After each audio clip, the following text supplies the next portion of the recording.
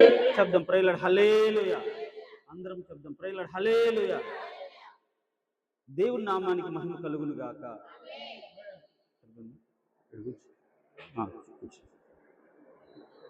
లూకాసు వార్త 10వ అధ్యాయం. లూకాసు వార్త 10వ అధ్యాయం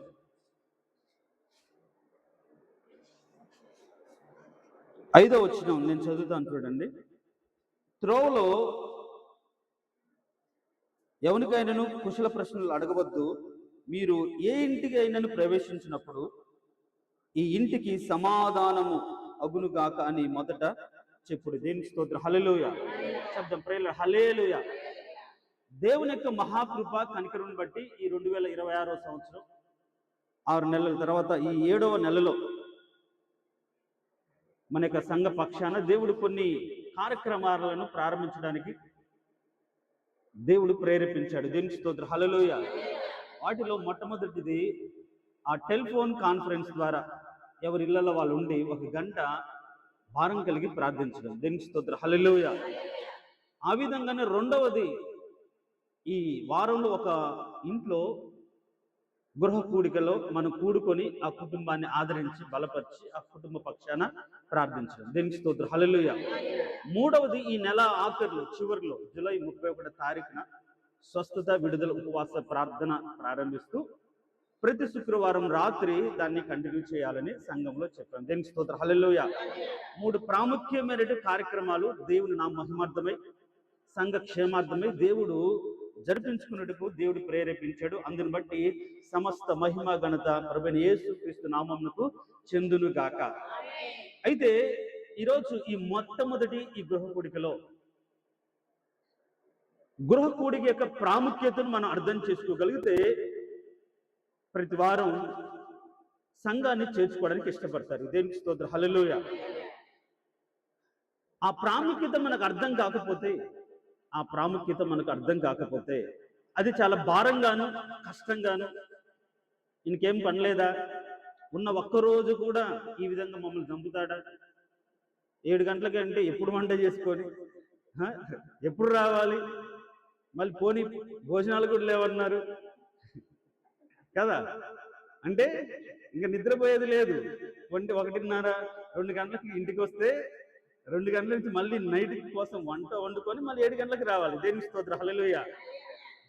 ఇప్పుడు దేవుని కోసం మనం ప్రయాసపడ్డాము అనడానికి అన్నిటిని కూడా అమర్చుకొని అన్నిటిని సర్దుకొని దేవుని దగ్గరికి రావడమే దేవుని కోసం ప్రయాసపడ్డాం. దేవుని స్తోత్రం. హల్లెలూయా. లేకపోతే అవన్నీ వంకలుగా మాత్రం నాకు ఎక్కడ కుదురుతుందండి, ఒక పూట ఇంట్లో చాలా పనులు ఉన్నాయి, ఒక పూటే కదా. మీరు గమనించండి, ప్రభు దినము అని అన్నాం కదా. ఈ దినం ఆదివారం ప్రభు దినం అన్నాం కదా. ప్రభు దినమందు ప్రభు సన్నిధిలో ఉండకుండా, ప్రభు దగ్గర ఉండకుండా లోకంలో ఉండడం ఎంతవరకు కరెక్ట్? కాబట్టి ఈ దినం ఆరాధనలో, ఈ దినం ఏదో ఒక గృహంలో మనం కూడి దేవుని గణపరచడం దేవునికి మహిమ కలుగుతుంది. దేవునికి స్తోత్రం. హల్లెలూయా. శబ్దం ప్రేల హల్లెలూయా. కాబట్టి భారాన్ని అర్థం చేసుకొని అన్నిటినీ సర్దుబాటు చేసుకొని అనేక కుటుంబాలు బలపరచడానికి రావాల్సిందిగా ప్రభు పేరట మిమ్మల్ని అందరినీ కూడా ఆహ్వానిస్తాను. దేవునికి స్తోత్రం. హల్లెలూయా.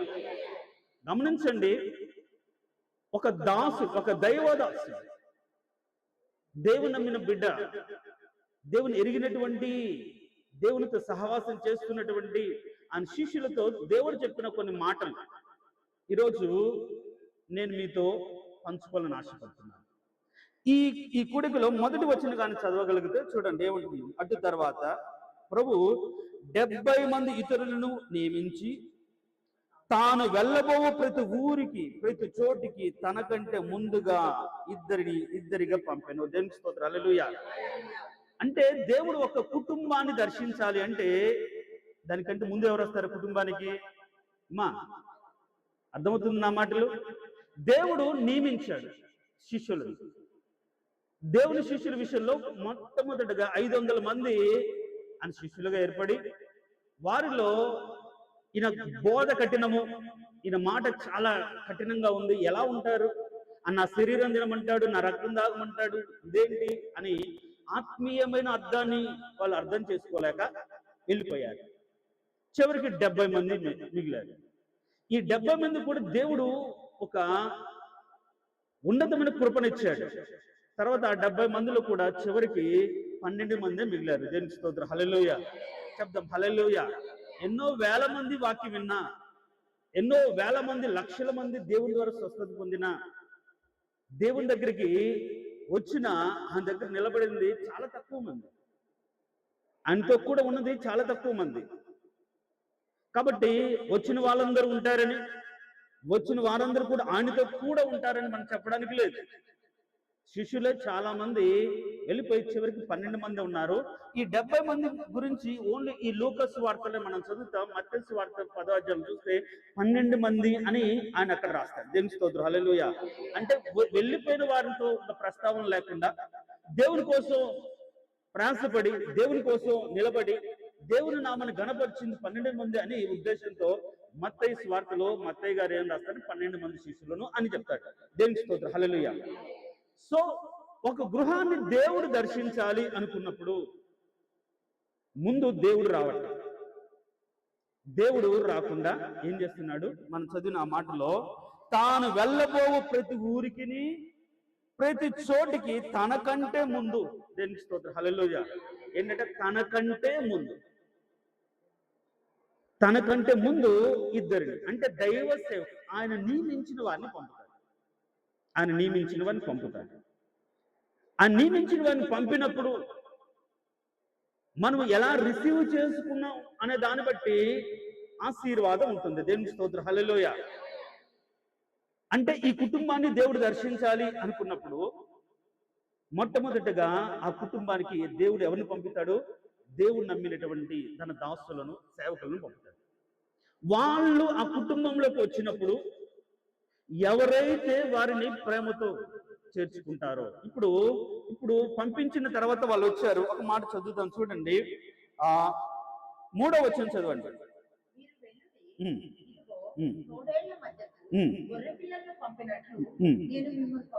పంపుచున్నాను జాలనైనను చెప్పులను తీసుకుని పోవద్దు, త్రోవలో అడగవద్దు, మీరు ఏ ఇంటనైనను ప్రవేశించినప్పుడు ఈ ఇంటికి సమాధానమగును గాక అని మొదట చెప్పు. దేవుని స్తోత్రం. హల్లెలూయా. దేవుడు సేవకులు పంపిస్తూ ఎవరిని కూడా త్రోవలో కుశల ప్రశ్నలు అడగవద్దు అంటున్నాడు. అంటే ఇంతకు వాళ్ళు ఈరోజు ప్రార్థన పెట్టుకోవాలంటున్నారు కదా, ఇంతకు వాళ్ళ పరిస్థితి ఏంటి? వాళ్ళ ఇంటి యజమానుడు బాగుంటాడా? వాళ్ళ ఇంట్లో అందరు బాగున్నారా? వాళ్ళు కరెక్ట్ అయినా అని వాళ్ళతో వీళ్ళతో మాట్లాడి, వాళ్ళ దగ్గర వీళ్ళ దగ్గర సమాచారం తీసుకొని, తర్వాత వాళ్ళ నీళ్ళని అడిగి వచ్చి మనము ప్రార్థన చేస్తే చాలా మంది అనుకుంటారు, నేను ఎప్పుడు ఈయనతో నేను చెప్పుకోలేదు కదా, ఈయన ఎట్లా నా వాక్యంలో నా సమస్యలన్నీ కూడా ఆయన ప్రకటిస్తున్నాడు, చెప్తున్నాడు అని చాలా మంది ఆశ్చర్యపోతారు. ఆ కుటుంబానికి సమాధానం కావాలి అనుకున్నప్పుడు మొట్టమొదటి ఆ కుటుంబంలోకి వెళ్ళగానే దేవుని వలన మీకు సమాధానం కలుగును కాకని మొదట చెప్పాలి. దేవుని స్తోత్రం. హల్లెలూయా. వాళ్ళు ఎలాంటి పరిస్థితుల్లో ఉండని ఆ సమాధానం కలుగును కాకని వాళ్ళు చెప్పాలి. ఇప్పుడు గమనించండి, ఎప్పుడైతే ఈ సమాధానము కలుగును కాకని దైవ సేవకుడు చెప్తాడో, ఇప్పుడు ఆ కుటుంబం వాళ్ళు ఆ విషయంలో ఆ మాట ఇక్కడ చదువుతాను చూడండి. సమాధాన పాత్రుడు అక్కడ ఉండిన ఎడల మీ సమాధానం అతని మీద నిలిచింది. దేవునికి స్తోత్రం. హల్లెలూయా. దేవుడు దైవదాసునికి శక్తినిచ్చి, బలమునిచ్చి, ప్రత్యక్షతనిచ్చి, కృపనిచ్చి, పలానింటికి వెళ్ళు, పలానింటిని దర్శించు, వాళ్ళు నిన్ను కానీ సమాధానంగా చేర్చుకోగలిగితే మీరు చెప్పిన సమాధానం ఆ కుటుంబం మీద నిలిచి ఉంటుంది. దేవుని స్తోత్రం. హల్లెలూయా. ఒకటి, దేవుడు రాకముందు ప్రతి కుటుంబాన్ని తన దాసుల ద్వారా దర్శిస్తాడు. అయితే ఆయన దాసులను మనం ఎలా అంగీకరించాలి? మంచి మనసు, యోగ్యమైన మంచి మనసు, సమాధాన పాత్రుడు అక్కడ ఉండిన ఎడల అని రాయబడింది. అక్కడ సమాధాన పాత్రుడు అనే దానికి ఫుట్నోట్లో ఏమని రాశారో చూడండి ఒకసారి. సమాధాన పాత్రుడు అనే దానికి 5వ మాట ఉంది కదా, సమాధాన కుమారుడు. సమాధాన కుమారుడు అంటే దీనికి ఇదే వాక్యాన్ని మీరు కానీ మత్తయి సువార్తలు చదవండి, ఇంకా క్లారిటీ ఉంటుంది. ఎవరు ఈ సమాధాన పాత్రుడు అంటే చూడండి, 10వ అధ్యాయం 13వ వచనం చదువు.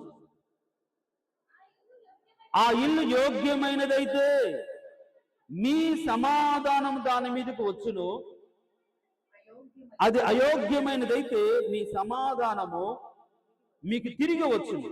చూడండి, ఇప్పుడు ఎలా చేర్చుకోవాలి దైవ సేవకుణ్ణి అంటే ఆ కింది వచనంలో ఏముంటుందంటే, ఎవడైనా మిమ్ము చేర్చుకొనక మీ మాటలు వినకుండిన ఎడల మీరు ఆ ఇంటినైనను. ఇప్పుడు ఆ ఇంటిలోకి వెళ్ళినప్పుడు మన మాట వినాలి, అంటే దైవ సేవకుని మాట వినాలి. దేవునికి స్తోత్రం, హల్లెలూయా. చెప్తాం ప్రేలడ్ హల్లెలూయా. అంటే దైవ సేవకుణ్ణి ఇదిగో నా కోసం పంపించాడు అని మనం ఎప్పుడైతే ఆ కుటుంబం ఆ దైవ సేవకుణ్ణి లేకుంటే ఎవరైతే కుటుంబానికి సమాధానము కలగజేయడానికి వచ్చారో వాళ్ళు చేర్చుకుంటారో ఖచ్చితంగా ఆ కుటుంబం మీద సమాధానం ఉంటుంది. అలా కాకుండా ఏంది ఈయన చెప్పేది, ఏంటి ఈయన ఇదంటే ఏంటి అని మనము ఆయన మాట వినకుండా, ఆయన మనస్ఫూర్తిగా చేర్చుకోకుండా, ఏదో ముక్కుబడిగా వచ్చాడు కదా ఎప్పుడు వెళ్తాడు అన్నట్లుగా ఆలోచిస్తూ మనం ఉంటే ఏంటంట ఆ సమాధానం ఆ కుటుంబం మీద నిలవదు. దేవునికి స్తోత్రం, హల్లెలూయా. శబ్దం హల్లెలూయా. ఆ కుటుంబంలో శుభమును మనం ప్రకటించాలి. అయితే అది ఎప్పుడు యోగ్యం అంటే చెప్పిన మాటకు లోబడి ఆ ప్రకారంగా బ్రతకడానికి నిర్ణయించుకున్నప్పుడు. దేవునికి స్తోత్రం, హల్లెలూయా. దైవ సేవకుని మాట విన్నప్పుడు, కొర్నేలి ఉదయం విన్నాం, కొర్నేలి దైవ సేవకుని చేర్చుకున్నాడు, ఆయన మాట విన్నాడు. ఎప్పుడైతే ఆయన మాట విన్నాడో పరిశుద్ధాత్మ అన్యజనుల మీద కూడా వచ్చాడు. దేవునికి స్తోత్రం, హల్లెలూయా. ఆయన మాట వినాలి అంటే కుటుంబ ప్రార్థన ద్వారా దేవుడు మన కుటుంబాలను దర్శించాలని ఆశపడుతున్నాడు. దేవునికి స్తోత్రం, హల్లెలూయా. అలా దర్శించాలి అనుకున్నప్పుడు ఎలా దర్శిస్తాడు ఆయన? ముందు తన సేవకుల ద్వారా దర్శిస్తాడు. ఎప్పుడైతే సేవకులను పంపుతాడో సేవకులకు దేవుడు కొన్ని అధికారాలు ఇచ్చాడు. మీరు గమనించండి, సేవకులకు దేవుడు కొన్ని అధికారాలు ఇచ్చాడు. చేయగలిగిన దేవుడు ఆయన అయినా పలికే సేవకుడు దేవునికి కుటుంబానికి మధ్యలో ఉండాలి. దేవునికి స్తోత్రం, హల్లెలూయా. మీరు గమనించండి, ఇప్పుడు ఈ 10వ అధ్యాయం మత్తయి సువార్త 10వ అధ్యాయం ఎవరి దగ్గరికి పంపిస్తున్నాడు అంటే 5వ వచనం నుంచి కొన్ని మాటలు కానీ చదివితే, ఇశ్రాయేలు వంశంలో నశించిన గొర్రెల యొద్దకు వెళ్ళుడి. ఎవరైతే నశించిపోతున్నారో వారి యొద్దకు వెళ్ళాలి. తర్వాత వెళ్ళిన తర్వాత ఏం చేయమంటున్నాడు? పరలోక రాజ్యము సమీపించున్నదని ప్రకటించాలి. అంటే దేవుని వాక్యాన్ని ప్రకటించాలి. ఎవరైతే నశించిపోతున్నారో, ఎవరైతే దేవుడికి విరోధంగా బ్రతుకుతున్నారో, ఎవరైతే సంఘానికి రాకుండా కట్టుబడకుండా లోక సంబంధంగా బ్రతుకుతున్నారో అలాంటి నశించిపోతున్న ఆత్మల దగ్గరికి, ఆ కుటుంబం దగ్గరికి వెళ్ళి ఏం చేయాలంటే ఈ సేవకుడు సువార్తను ప్రకటించాలి. దేవుని స్తోత్రం, హల్లెలూయా. దేవుని నామాన్ని ప్రకటించాలి. దేవుని నామాన్ని ప్రకటించాలి. ఇప్పుడు మొదట పంపించిన దేవుడు ఆ సేవకునికి ఇచ్చిన అధికారాలు ఏంటి అని మనం చూస్తే, మొదట ఏంటంటే సువార్తను, దేవుని యొక్క రాజ్యముల గురించి ప్రకటించాలి. ఆ సమాధానం ఎలా పొందుకోవాలో దేవుని యొక్క రాజ్యం నుంచి ప్రకటించిన తర్వాత ఏం చేయాలి చూడండి, ఎలాంటి అధికారాలు ఇచ్చాడో చూడండి. రోగులను స్వస్థపరచుడి, చనిపోయిన వారిని లేపుడి, కుష్ఠు రోగులను శుద్ధులుగా చేడి, దయ్యములను వెళ్ళగొట్టుడి. దేవునికి స్తోత్రం, హల్లెలూయా. ఇప్పుడు ఈ కార్యాలు ఎవరు చేస్తున్నారు? దేవుడే దిగి వచ్చి చేశాడా? దేవుడు తన సేవకుల ద్వారా చేసే కార్యాలు. దేవునికి స్తోత్రం, హల్లెలూయా. అంటే మనం ఒక ఇంట ప్రవేశించినప్పుడు ఆ సేవకుని ద్వారా ఆ కుటుంబాల్లో దేవుడు జరిగించే క్రియలు ఏంటి అంటే, ఒకటి దేవుని రాజ్యం గురించి ప్రకటిస్తారు. మనం ఎలా ఉండాలి, ఆ రాజ్యంలో ఏ విధంగా జీవించాలి, ఎలా కట్టుకోవాలి, ఎలా బలపరచబడాలి అనే దేవుని రాజ్యం గురించి ప్రకటించిన తర్వాత ఆ కుటుంబంలో ఒకవేళ రోగులు ఉంటే వారిని ఏం చేయాలి? స్వస్థపరచాలి. ఇప్పుడు స్వస్థపరిచే అధికారం, స్వస్థత అనేది దేవుడు చేసే క్రియ అయినా ఎవరి ద్వారా జరుగుతుందంటే తన దాసుల ద్వారా జరుగుతుంది. దేవుని స్తోత్రం, హల్లెలూయా. స్వస్థపరచుడి, అంత మాత్రం కాదు, చనిపోయిన వారిని లేపుడి. అంటే ఏంటంటే ఆత్మీయంగా. అందుకనే మీరు బ్రతుకుచున్నారని పేరు మాత్రం ఉంది కానీ మీరు మృతులే. అంటే పేరుకు మాత్రం. బైబిల్ ఒక మాట సుఖభోగమును, ఆ మాట చూడండి మీరు. యోహాను కాదు, యాకోబు పత్రిక యాకోబు పత్రిక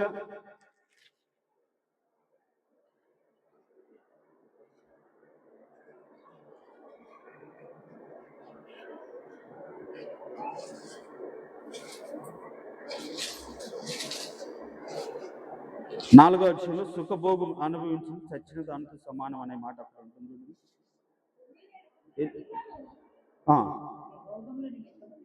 కాదు కాదు, ఎన్నో వచ్చిన వదిలమ్మా?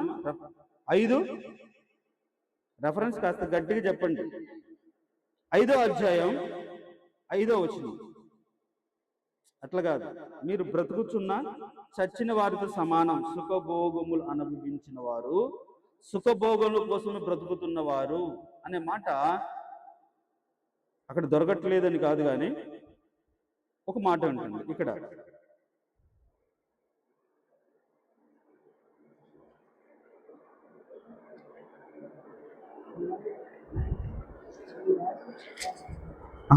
అట్లా కాదు, సరేలేండి. అంటే ఈరోజు చచ్చిన వారిని లేపడము అనే మాట ఈ వాక్యం ద్వారా ఎట్లా మనకు అర్థమవుతుందంటే, చాలా మంది పేరుకు మాత్రం బ్రతుకుతుంది, వాళ్ళ క్రియలు చెడ్డ. ఇప్పుడు మనం ఎవరైనా ఒక తప్పిదం చేస్తే ఏంటంటే చచ్చినోడా అని అంటారు. అంటే ఏంటి? బ్రతికితే సృహలో ఉంటే ఏది మంచో ఏది చెడో అర్థం చేసుకొని ఆ చెడు చేయకుండా జాగ్రత్తగా ఉంటారు. కానీ చచ్చిన వాళ్ళకి ఏం తెలియదు కదా, మంచి చెడ్డలు తెలియదు. అందుకనే ఆ మాట వాడతారు. అందుకనే నీ క్రియలు నేను ఎరుగుదును అంటూ నువ్వు మృతుడవే, బ్రతుకుతున్నావు అని పేరు మాత్రం ఉంది, నువ్వు మృతుడవే. అంటే ఈ లోకములో ఆ కుటుంబంలో ఎవరైతే సుఖభోగములు ఎందు ఆసక్తి కలిగి బ్రతుకుచూ ఉన్న వాళ్ళు మృతంతో సమానమని దేవుడు చెప్పినట్లుగా, దేవుని వాక్యంలో కాకుండా, దేవుని సన్నిధిలో కాకుండా, ఆ శరీరాన్ని పోషించుకోవడానికి, సుఖంతో పోషించుకోవడానికి దేవుని సన్నిధికి రాకుండా లోక సంబంధంగా బ్రతుకుతూ వాళ్ళు బ్రతికి కూడా చచ్చిన వారుగా ఉంటే వారి జీవితాలను ఏం చేయాలి? లేపాలి అని రాయబడింది. దేవునికి స్తోత్రం, హల్లెలూయా. చచ్చిన వారిని లేపండి అంటే ఎవరైనా చనిపోతే వచ్చాయా వాక్యం ఇట్లా ఉంది లేపయ్యా అని అంటే కాదు. ఆత్మీయంగా మనం అర్థం చేసుకోగలిగితే చాలా మంది జీవితాల్లో చనిపోయిన స్థితిలో ఉన్నారు. వాళ్ళ క్రియలు చనిపోయారు, వాళ్ళ బ్రతుకులో మంచి చేయడం మర్చిపోయారు, మేలు చేయడం మర్చిపోయారు, నీతిగా ఉండడం మర్చిపోయారు, పరిశుద్ధత మర్చిపోయారు. చచ్చిపోయిన వారికి ఇప్పుడు చచ్చిపోయిన లాజరైనా విన్నాడు కానీ దేవుని స్వరం ఈరోజు చాలా మంది వినట్లే. లాజరు నువ్వు లేచురా అంటే వచ్చాడా లేదు? లాజరు, చనిపోయినటువంటి లాజరు దేవుని స్వరం విన్నాడు కానీ ఈరోజు చాలా మంది ఆయన స్వరం వినట్లే. ఎంత దారుణంగా ఉన్నారు. కాబట్టి ఆ కుటుంబంలో ఆ దైవజనుడు వెళ్ళి దేవుడిచ్చిన అధికారం ఏంటంటే ముందు వాక్యాన్ని ప్రకటించాలి, తర్వాత వాళ్ళు అక్కడ రోగులు ఉంటే స్వస్థపరచాలి. దేవుని కార్యం ఆ కుటుంబంలో రోగస్తులు ఉంటే ప్రార్థన చేస్తే, ప్రభువు నామమున నూర రాసి ప్రార్థన చేస్తే దేవుడు స్వస్థతను ఇస్తాడు. తర్వాత చనిపోయిన వారిని లేపుడి కుష్టి రోగులను శుద్ధులుగా చేయడు అంటున్నాడు. దేవుని స్తోత్రం, హల్లెలూయా. పాపముని కుష్టి పట్టి లోకంలో కురుపులతో దేవుని సన్నిధికి రాకుండా చాలా అసహ్యకరంగా ఉంటుంది. వాళ్ళ బ్రతుకులను బాగు చేయాలి. ఏం చేయాలి? బ్రతుకులను బాగు చేయాలి. అలా బాగు చేయడానికి అంత మాత్రం కాకుండా వాళ్ళను దేవుని సన్నిధిలో ఉండకుండా దెయ్యములను వెళ్ళగొట్టాలి. ఇప్పుడు అదే మార్కు సువార్త కానీ చదివితే ఒక దయ్యం పట్టిన వాడు ఎక్కడున్నాడు? ఇంట్లో ఉన్నాడా? లేదు. ఎక్కడున్నాడు? సమాధుల్లో, గోరీలలో ఉన్నట్టుగా మనం చూస్తాం, సమాధుల్లో ఉన్నట్టుగా చూస్తాం. అంటే కుటుంబంలో ఉండవలసిన వాడు, అంటే కుటుంబం తల్లిదండ్రులతో ఉండవలసిన వాళ్ళు ఈరోజు తల్లిదండ్రులతో ఉండట్లా, స్నేహితులతో బయట విచ్చలవిడిగా ఎప్పుడు వస్తారో తెలియదు, ఏ రోజు వస్తారో తెలియదు, చెప్పరు, ఒక బాధ్యత ఉండదు. ఏమన్నా అడిగితే నీకెందుకు, నాకు తెలుసులే, నేను చిన్నపిల్లని అంటారు. వాళ్ళు ఎవరు అంటే రకరకాలైన లోక సంబంధం అపవిత్రాత్మలు దయ్యం పట్టిన వాళ్ళే. దయ్యం పట్టిన వాడు ఇళ్లలో ఉండడు. ఎక్కడుంటాడు? గోరీలు, సమాధులలో వాడు ఉంటాడు, కాపురం ఉంటాడు. అంటే కుటుంబంలో ఎలాంటి పరిస్థితులు ఉన్నాయంటే చాలా మంది జీవితాల్లో ఇంకా రక్షణ పొందకుండా వాక్యం అవసరమైన వాళ్ళు ఉన్నారు. దేవుని స్తోత్రం, హల్లెలూయా. అలాంటి వారికి దేవునికి వాక్యాన్ని ప్రకటించాలి.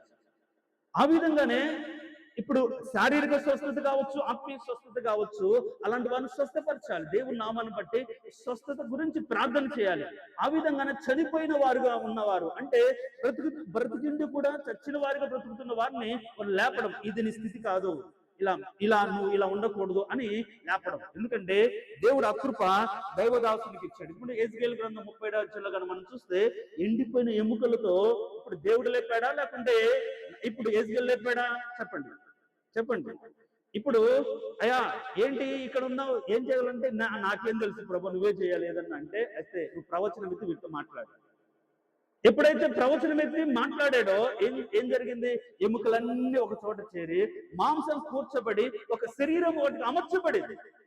చచ్చిపోయిన ఎండిపోయిన జీవితాలను, అంటే ఒక దైవ దాసుడు ప్రవచనాత్మకంగా పలికిన దాన్ని బట్టి ఏమంటే వాళ్ళ కుటుంబంలో విడిపోయిన ఎండిపోయిన పరిస్థితులన్నీ కూడా సమకూర్చబడతాయి. దేవుని స్తోత్రం, హల్లెలూయా.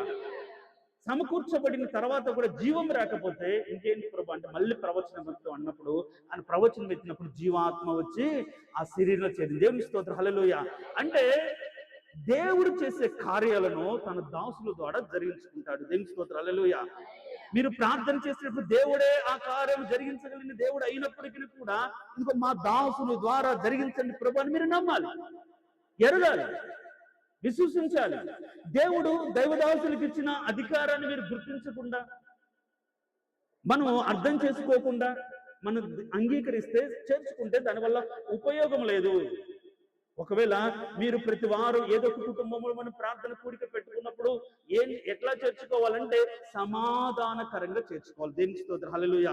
ఇదిగో ఈ దేవుడు ముందుగా, దేవుడు దర్శించే ముందు తన దాసుని పంపిస్తాడని వాక్యంలో ఉంది.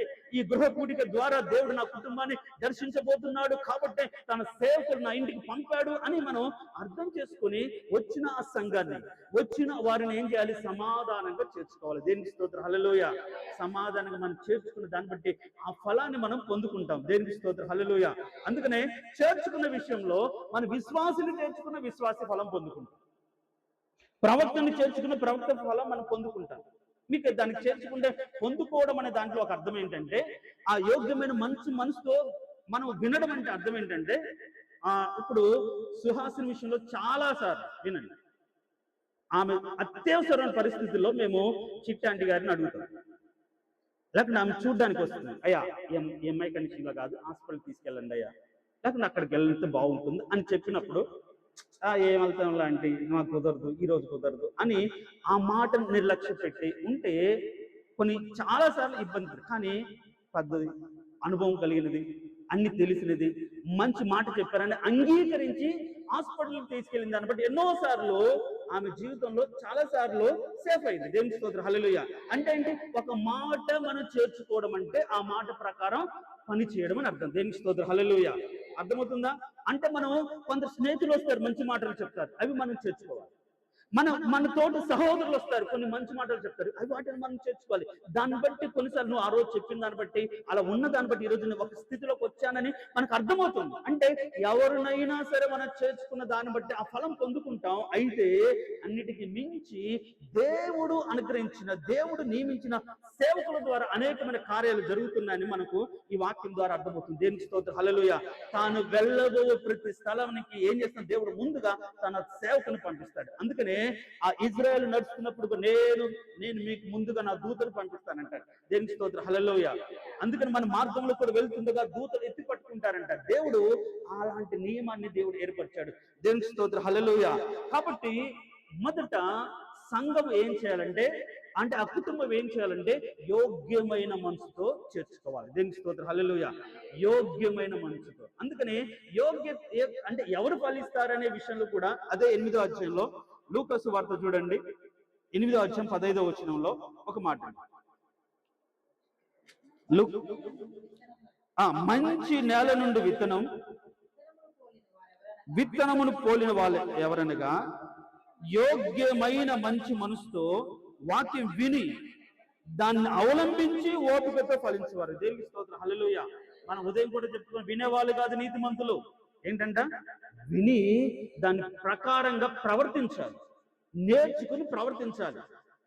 కాబట్టి మనం వినేవారుగా మనం ఉండి మనల్ని మనం మోసం చేసుకోకూడదు. ఆడికి వచ్చిన వారిగా ఉండి మనం మోసం చేసుకోకూడదు. ఏం చేయాలి? యోగ్యమైన మంచి మనసు అంటే అది మంచి అయినా చెడైనా నీ జీవితానికి అవసరమైన దాన్ని అంగీకరించాలి. అందుకని గాయము చేయు దెబ్బలు అంతరంగంలోనికి జొచ్చి ఏం చేస్తుంది? చెడితనం అంతా తీసేస్తుంది. వాక్యం ద్వారా నువ్వు గుచ్చబడ్డావు, వాక్యం ద్వారా హెచ్చరించబడ్డావు, వాక్యం ద్వారా దేవుడు నీతో మాట్లాడంటే నీ అంతరంగంలో ఉన్న చెడును తొలగించడానికి. అంతకు మించి ద్వేషము అసూయతో ఏ దాసుడు ఎవరు కూడా చెప్పరు. దేవునికి స్తోత్రం, హల్లెలూయా. కాబట్టి మనం ఒక వ్యక్తి ఎస్పెషల్ గా దైవజనుడు ఇది తప్పమ్మా, ఇది ఉండకూడదు అంటే నువ్వు మంచి మనసుతో అర్థం చేసుకోవాలి ఎందుకు దేవుడు బయలుపరిచాడో. ఒకవేళ ఈ మాట వినకపోతే ఏమైనా జరుగుతుందేమో ఒక భయంతో మంచి మనసు దాన్ని అర్థం చేసుకుని ఆ ప్రకారంగా ఉండగలిగితేనే ఫలించగలుగుతారు. దేవునికి స్తోత్రం, హల్లెలూయా. ఇప్పుడు ఈ మత్తయి సువార్త 10వ అధ్యాయంలో యోగ్యుడు ఆ ఇంట ఉంటే అంటే అర్థం ఏంటంటే, అంటే దైవదాసుడు వచ్చి స్వార్థను ప్రకటించినప్పుడు, వాక్యం తెలియజేసినప్పుడు సరిదిద్దుకొని, అంటే వాళ్ళు పరిశీలించుకొని అర్థం చేసుకుని నిజమే కదా అని అనుకొని ఆ స్థితి నుంచి బయటపడి అర్థం చేసుకున్నప్పుడే ఆ కార్యం వాళ్ళు చెప్పిన మాటలు వారి జీవితంలో ఫలిస్తాయి. దేవునికి స్తోత్రం, హల్లెలూయా. అలా మంచి మనసు మనం చేర్చుకోకపోతే ఏంటంట, మంచి మనసు మనం చేర్చుకోకపోతే ఆ కార్యం మన జీవితంలో జరగదు. దేవునికి స్తోత్రం, హల్లెలూయా. మీరు కానీ ఈ లూకాసు వార్తలో 10వ అధ్యాయంలో ఈ మనం చదివిన 10వ అధ్యాయం కదా, 9వ అధ్యాయంలో యేసు ప్రభు యెరూషలేముకి వెళ్తూ ఇక్కడ ఒక మాట చదువుతాడు చూడండి. 51వ వచనంలో, ఆయన పరమునకు చేర్చుకున్నప్పుడు దినమును సంపూర్ణ మగుచున్నప్పుడు ఆయన యెరూషలేముకి వెళ్ళవలసి మనసు యుద్ధపరచుకొని తనకంటే ముందుగా తన దూతలను పంపినని రాయబడి. ఇప్పుడు ఇక్కడ ఏం చేస్తాడంటే యేసు ప్రభు, ఇంకా కొన్ని రోజులు నేను చనిపోబోతున్నాను, మనిషి కుమారుని శ్రమ అనుభవించబోతున్నాడు అని యెరూషలేముకి వెళ్ళి నాకు బస సిద్ధపరచమంటే వీళ్ళు మార్గ మధ్యంలో వెళ్తూ సమరయ అనే ఊరికి వెళ్ళి ఆ సమరయాలో ఇదిగో ఇదే మార్గంలో యేసు ప్రభు వస్తున్నాడమ్మా, ఈ సమరయాలో దేవుడు కాసేపు ఉంటాడంటే వాళ్ళు అంగీకరించారు, వద్దన్నారు. ఇప్పుడు చూడండి ఆ మాట కానీ కింద కానీ చదివితే, వారు వెళ్ళి ఆయనకు బస సిద్ధము చేయవాలని సమరయ ఒక గ్రామంలో ప్రవేశించని గాని ఆయన యెరూషలేముకు వెళ్ళ నబిముఖుడైనందున వారు ఆయన చేర్చుకొనలేదు. దేవుణ్ణి చేర్చుకోవాలి. ఇప్పుడు ఈ శిష్యులకు బల కోపం వచ్చి ప్రభువా నిన్నే చేర్చుకోలేదు. నిజంగా ఆ మాట అంటారు చూడండి, శిష్యులు ఏమంటారంటే చేర్చుకునలేదు. శిష్యులైన యాకోబునకు యోహానునకు అది చూసి ఏమంటున్నారు, ప్రభువా ఆకాశము నుండి అగ్ని దిగి వీరిని నాశనం చేయనట్లు మేము ఆజ్ఞాపించడం నీకు ఇష్టమా అని అడిగారు. చూడు, అంటే వీళ్ళకి ఎలాంటి అధికారం ఉందంట, ఏలీలాగా అగ్ని దింపి నిన్ను చేర్చుకోలేకపోతే వాళ్ళు శపిస్తా నాశనం అవ్వాలంటారు. అంటే ఒక దైవ సేవకుడు ఆలోచన ఎలా ఉంటుంది, మాట వినకపోతే నష్టం, వాళ్ళకి ఏదో ఒక శపించాలని ఆలోచన ఉంటే, ఇప్పుడు యేసు ప్రభు అంటాడు ఒక మాట అంటారు, దాని కింద ఒక మాట చదువుదాం చూడండి. 55వ వచనంలో చూడండి, అది చూసి ప్రభు ఆకాశం నుండి అగ్ని దిగి వీరి నాశనం చేయనట్లు మేము ఆజ్ఞాపించడం నీకు ఇష్టమా అని అడగ్గా ఆయన వారు తట్టి తిరిగి వారిని గద్దించెను అంటారు. దేవునికి స్తోత్రం, హల్లెలూయా. దేవుడు గద్దించాడు. ఏమని గద్దించాడు అంటే, ఆ గద్దించాడు అనే దానికి పుట్టినోట్లో ఎంత ఉందమ్మా అక్కడ నంబరు, మీరు ఎట్టి ఆత్మ గలవారు మీరు ఎరుగరు, మనుష్య కుమారుడు మనుషుల ఆత్మను రక్షించుడికే గాని నశింప చెడుకు రాలేదు. దేవునికి స్తోత్రం, హల్లెలూయా. చేర్చుకోకపోతే మీరు నాశనం అవుతారని చెప్పడానికి లేదు, లేకుంటే వీళ్ళు ఇలా నాశనం అవ్వాలని ఆ యొక్క శిష్యులు అన్నట్లుగా ఫీల్ అవ్వాల్సిన అవసరం లేదు. చాలా మందికి ఉంటుంది, అది మనుషుల స్వభావం. ఒకవేళ మనం మాట్లాడకపోతే వీళ్ళు ఖచ్చితంగా ఇది రావాలి, అలా నాశనం అవ్వాలి, ఇలా ఉండాలి అని కోరుకుంటారు. కానీ ఒక దైవ సేవకుడు అలా కోరుకోకూడదు. ఒకవేళ అలా అంటుంటే దేవుడు అతన్ని గద్దించాడు. ఏమని, మనిషి కుమారుడు వచ్చింది ఎందుకు, నశించిన దాన్ని వెతుకు రక్షించడానికి కదా, వాళ్ళు నాశనం చేయడానికి కదా, కాదు కదా అని అంటాడు. ఈ లోకంలో చాలా మంది దుష్ట శిక్షణ, శిష్ట రక్షణ అంటారు. అంటే ఏంటి, దుష్టులను శిక్షించి ఇష్టులైన వాళ్ళని రక్షించడానికి. కానీ ఈయనేంటి, దుష్టులను కూడా రక్షించడానికి వచ్చిన దేవుడు. దేవునికి స్తోత్రం, హల్లెలూయా. నశించిపోతున్న వారిని రక్షించడానికి వచ్చిన దేవుడు, ఏకైక దేవుడు యేసు ప్రభు మాత్రమే. అందుకని అంటాడు, శిష్యులు కోపం వచ్చింది, యేసు ప్రభుని చేర్చుకోలేదు. ఈ రోజుల్లో చాలా కుటుంబాలు మందిరానికి రావు, చాలా మంది యేసు ప్రభుని చేర్చుకోలేదు. కాబట్టి మీరు దేవుని చేర్చుకోలేదు కాబట్టి మీరు నాశనం అవుతారు అని అంటారా, అనొచ్చా?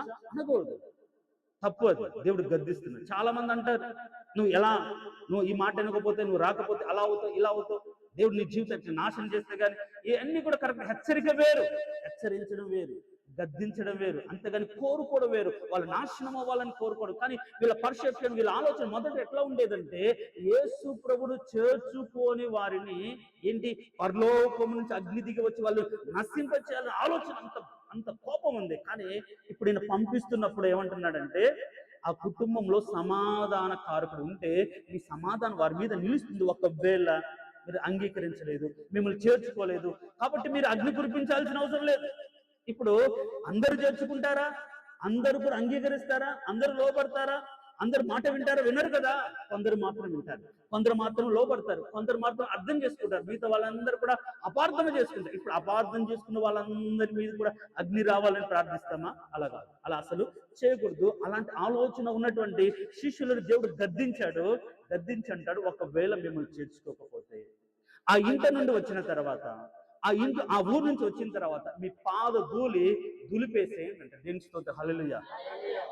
మిమ్మల్ని చేర్చుకోలేదు మనకు అర్థమైపోతుంది. లోపలికి వెళ్ళగానే రిసీవింగ్ లోనే, మాట్లాడే విధానంలోనే, కూర్చోమనే విషయంలోనే, మన పట్ల చూపే ప్రేమలోనే అర్థమైపోతుంది.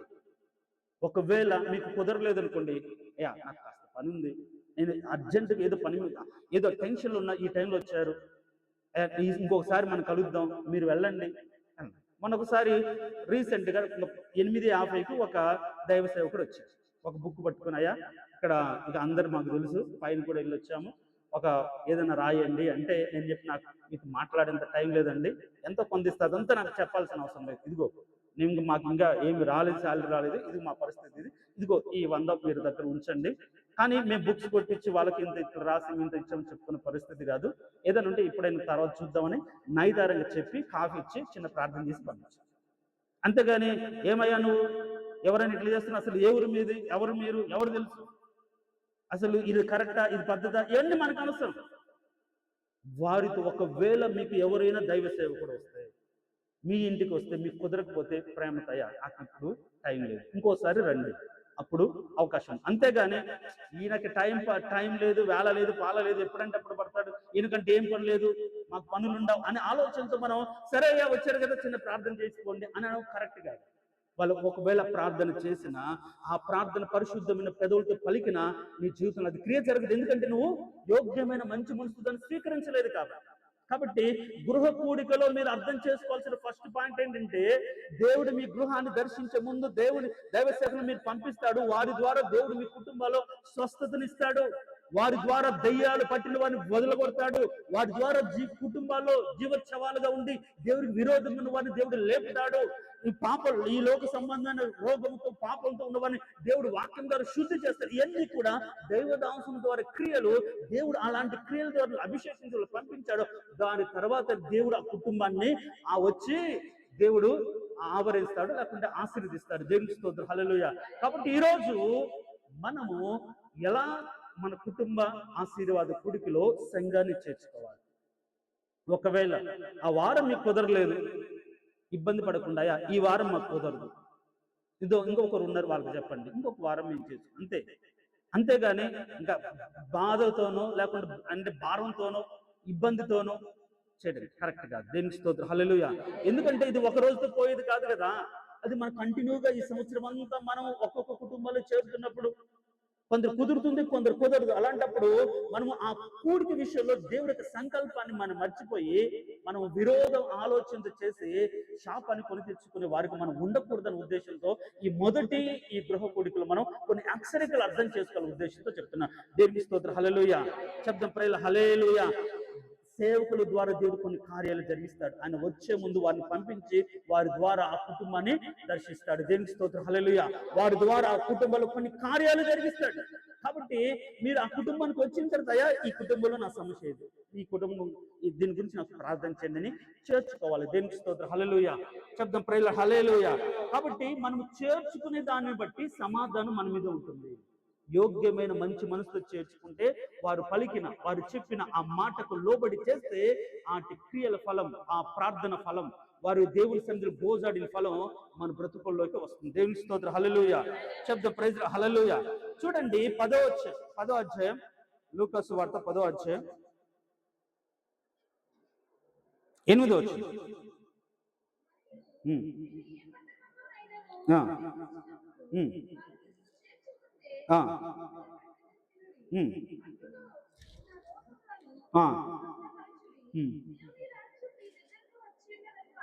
చాలు. ఒకవేళ మీరు చేర్చుకొనకపోయిన ఎడల మీరు దాని వీధిలోనికి పోయి మీ పాదములకు అంటిన మీ పట్టణపు ధూళి కూడా మీ ఎదుటనే దులిపివేయుచున్నాము అని చెప్పాలి. దేవుని స్తోత్రం, హల్లెలూయా. మనం ఫీల్ అవ్వాల్సిన అవసరం లేదు, అగ్ని కురిపించాల్సిన అవసరం లేదు. అయితే ఈరోజు మనం ఎలా చేర్చుకుంటాం? మీరు కానీ ఈ లూకాసు వార్త 10వ అధ్యాయం 38వ వచనం చూడండి. అంతట వారు ప్రయాణమై పోచుండగా ఆయన ఒక గ్రామం ప్రవేశించను. మార్త అనే ఒక స్త్రీ ఆయనను తన ఇంట చేర్చుకొనెను. దేవుని స్తోత్రం, హల్లెలూయా. యేసు ప్రభును మార్త తన ఇంట చేర్చుకుంది, మరి ఆయన పాదం మీద ఉన్నది. అయితే ఈ కుటుంబం యేసు ప్రభును చేర్చుకున్న కుటుంబం. చూడండి, యేసు ప్రభును చేర్చుకుంటే ఆయన మాటలు వింటారు, ఆయనకు పరిచర్య చేస్తారు. ఇప్పుడు ఎప్పుడైతే యేసు ప్రభును చేర్చుకున్న తర్వాత వారి యొక్క సహోదరుడైన లాజరు ఏం అయ్యాడు? చనిపోయాడు. చనిపోయిన తర్వాత 4 రోజుల తర్వాత యేసు ప్రభు వచ్చాడు. ఆ కుటుంబాన్ని చేర్చుకున్న దాన్ని బట్టి ఆ కుటుంబాన్ని ప్రభు ప్రేమించాడు. 4 రోజులైనా సరే ఏం చేశాడు? వాళ్ళ ఆశను నెరవేర్చాడు. దేవుని స్తోత్రం, హల్లెలూయా. చనిపోయిన వాడిని కూడా తిరిగి వారికి అప్పచెప్పాడు. దేవుని స్తోత్రం, హల్లెలూయా.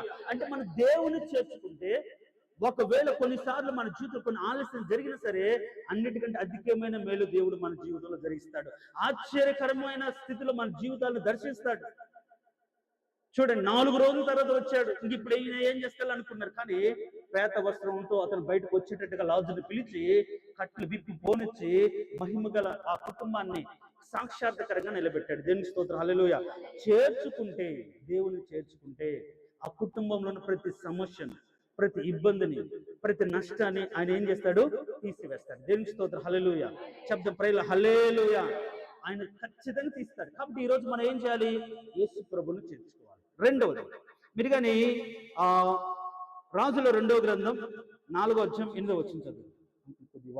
ఓపెన్ చేసి రాజుల 2వ గ్రంథం 4వ అధ్యాయం 8వ వచనం.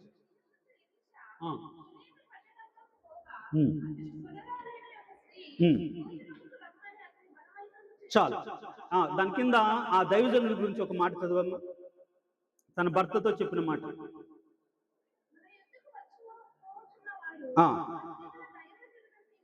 చాలు. చూడండి, ఎలీషాను ఈ షూనేమిరాలు చేర్చుకుంది. ఇప్పుడు చేర్చుకున్న తర్వాత మనం చెప్పుకున్నాం, దైవ సేవకులు దేవుడు కొన్ని అధికారాలు ఇచ్చారు. మీరు నమ్మిన దాన్ని బట్టి, ఆ సేవకుల్ని చేర్చుకున్న దాన్ని బట్టి, వాళ్ళు పలికిన మాటలు, వారు చేసిన ప్రార్థన మీ కుటుంబాలకి మీదకి దేవుడు ఆశీర్వాదకరంగా మారుస్తాడని చెప్పాడు. దేవుని స్తోత్రం, హల్లెలూయా. అర్థమైందా? అది ఎవరైనా ప్రార్థన చేస్తే మీరు ఆ మాటకు లోబడి నమ్మి ఆ మాట జరగాలని కోరుకుంటే దేవుడు ఆ క్రియలు చేస్తాడు. ఇప్పుడు ఇదివరకు మన ఆత్మీయ తండ్రి చాలా బాధపడేవాడు. ఏ విషయంలో అంటే, వీరు నన్ను ఒక దైవ సేవకుడిగా కాకుండా మామగా, బావగా, లేకుంటే తాతగా అట్లా ఫీల్ అవుతున్నారు. అంటే మనం మా తాతే, మా మామే, మా బావే, ఈయనే కదా అన్నట్లు కాదు. ఎట్లా చేర్చుకోవాలి? ఈయన దేవుని చేత నియమించబడి, అభిషేకించబడి, పిలువబడి ఆయన పరిచర్య చేస్తున్న దైవ సేవకుడు అని చేర్చుకోవాలి. దేవుని స్తోత్రం, హల్లెలూయా. ఎవరైనా సరే, నన్నైనా సరే, మాకంటే చిన్నవాడు కదా, మా ముందు పుట్టి పెరిగాడు కదా, మాకే చెప్పేంతటి వాడ, ఇలాంటి ఆలోచనతో మనం చేర్చుకుంటే ఒకవేళ నేను కన్నీరు గార్చినా ఏమి రాదు. ఎందుకని? మీ మనసులో ఏముంది? మీ ఆలోచనలు ఏముంది? మా ముందు నిక్కర్లు వేసుకొని పుట్టి పెరిగి ఈరోజు మాకే బోధించేంతటి వాడయ్యాడా అని ఫీల్ అవుతాం.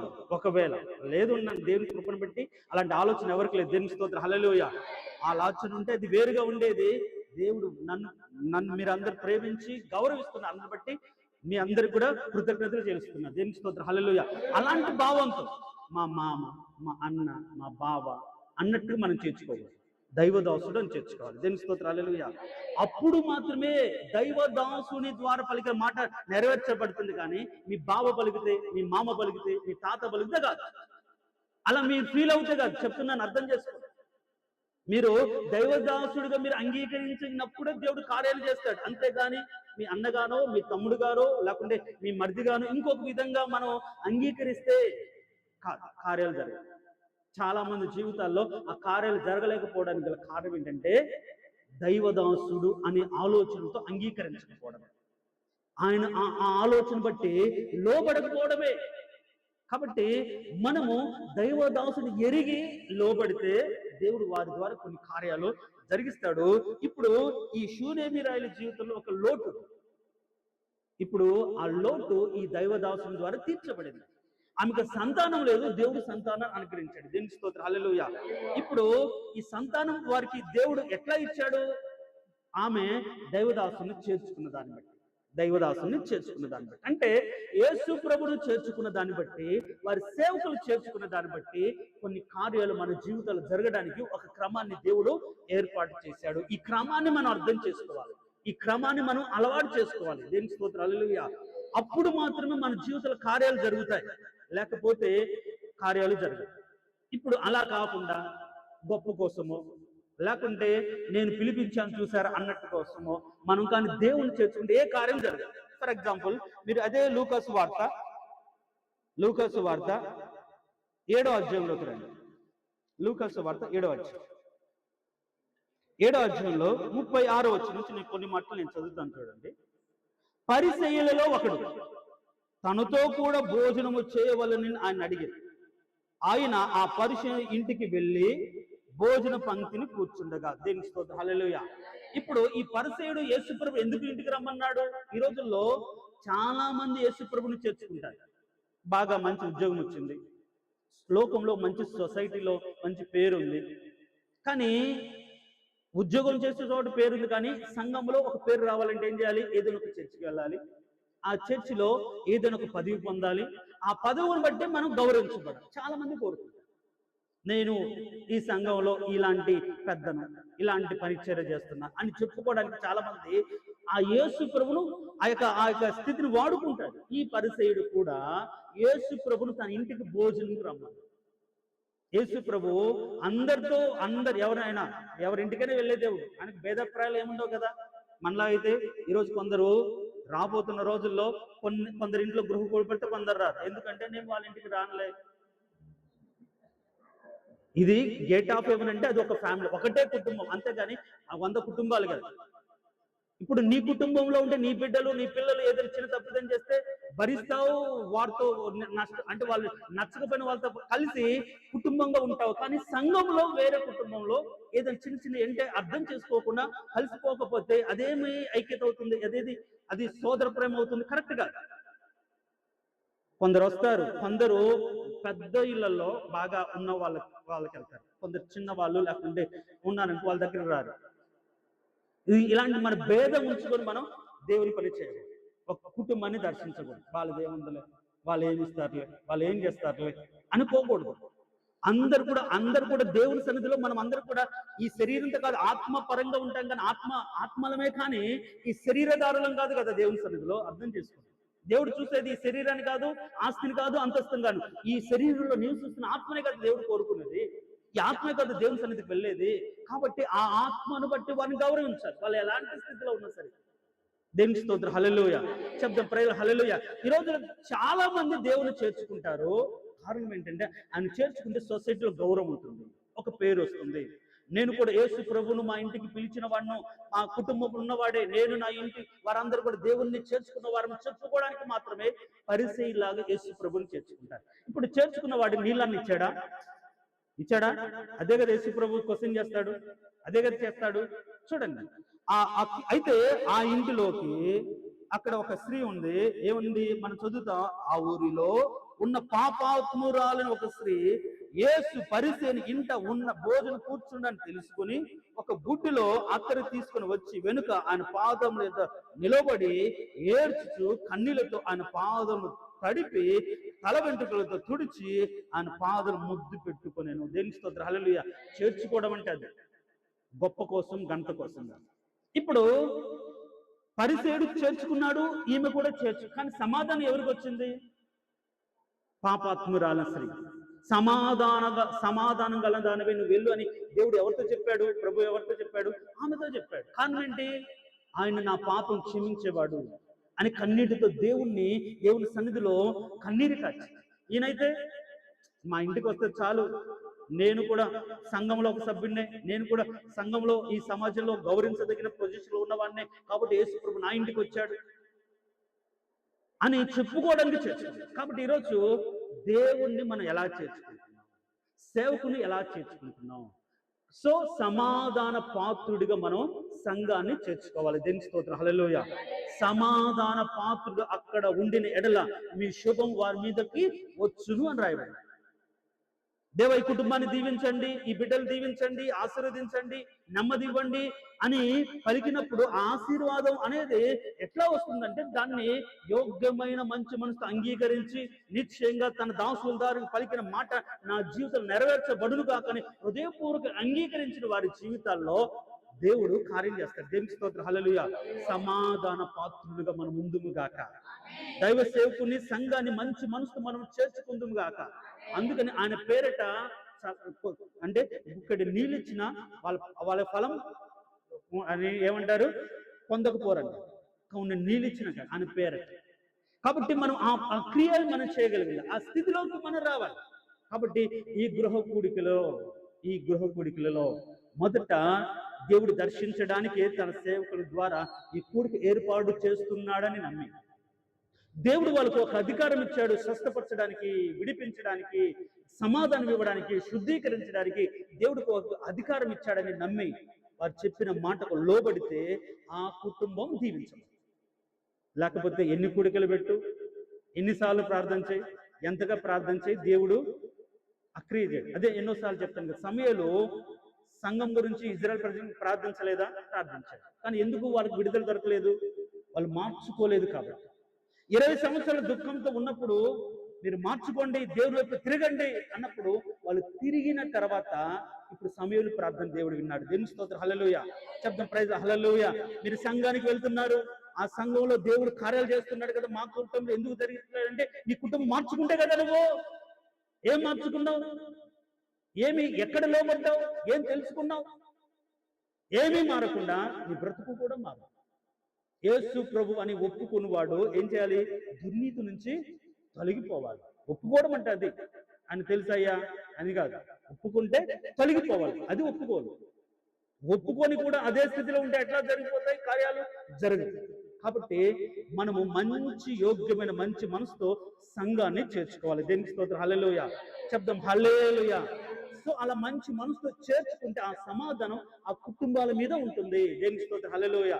కాబట్టి రాబోతున్న రోజుల్లో ఏ కుటుంబంలో గృహ కూడిక జరిగినా మంచి మనసుతో సంఘాన్ని చేర్చుకొని, దేవా ఈ రోజు నేను నా సంఘాన్ని చేర్చుకున్నాను, వాళ్ళ ప్రార్థన ద్వారా నా జీవితంలో కొన్ని కార్యాలు జరిగించు ప్రభు అని మనస్ఫూర్తిగా నువ్వు లోబడి, చెప్పిన మాటకు లోబడి అంగీకరించి నువ్వు కూడా ప్రార్థనలు ఏకీభవించాలి. దేవునికి స్తోత్రం, హల్లెలూయా.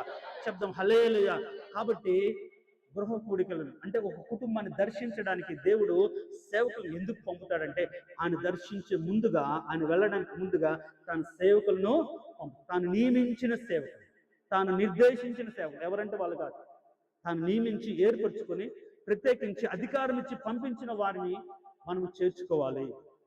వారి ద్వారా కొన్ని కార్యాలు మన జీవితాల్లో జరుగుతాయి. అందుకే ప్రతి వారం ప్రతి కుటుంబం కూడా సంఘాన్ని చేర్చుకొని ఆ రోజు ఆ కుటుంబం గురించి చెప్పబడిన ప్రవచనాత్మకమైన ప్రతి మాటకు లోబడి బ్రతుకులు మార్చుకోగలిగితే ఆ కుటుంబానికి ఏముంటుంది? క్షేమం ఉంటుంది, నెమ్మది ఉంటుంది, సమాధానం దొరుకుతుంది. కాబట్టి ఇట్టి కృప ప్రతి కుటుంబానికి దేవుడు అనుగ్రహించును గాక.